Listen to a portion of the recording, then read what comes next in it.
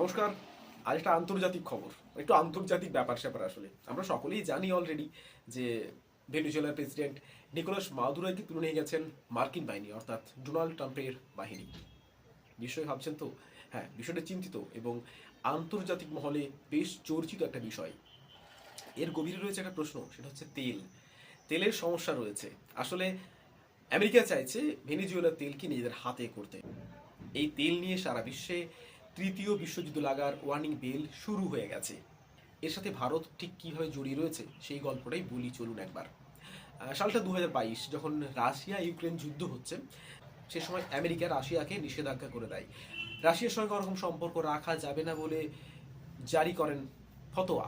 কিন্তু ভারত সে সময় রাশিয়ার সঙ্গে চুক্তি করে তার কাছ থেকে সস্তায় তেল কিনতে থাকে। যদিও সে সময় ভারতীয় প্রয়োজনীয় তেলের মাত্র 2% নেওয়া হতো রাশিয়ার থেকে।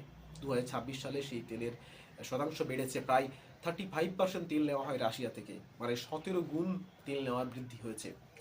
ভাবুন, তেলটা রাশিয়ার কাছ থেকে নিচ্ছে, তারপরে সেই তেলটাকে রিফাইন করে আবার ইউরোপের কান্ট্রিতে বিক্রি করছে। এর ফলে ডলারের দাপাদাপি আর বাড়ছে না, অর্থাৎ মার্কিন ডলার আমাদের উপর চোখ রাঙাতে পারছে না। ভারতীয় মুদ্রাতে দেওয়া নেওয়া হচ্ছে, ডলার মাঝখানে আসতে পারছে না। এতে অনেক সুবিধে হচ্ছে ভারতীয়দের। যদিও আমরা সাধারণ মানুষরা তেলের দাম সস্তায় না পেলেও ভারতের কিন্তু মুনাফা হচ্ছে। আর এই কারণেই সমস্যায় পড়েছে আমেরিকা, অর্থাৎ ডোনাল্ড ট্রাম্প। তাদের উপর কেউ নির্ভর করে থাকছে না।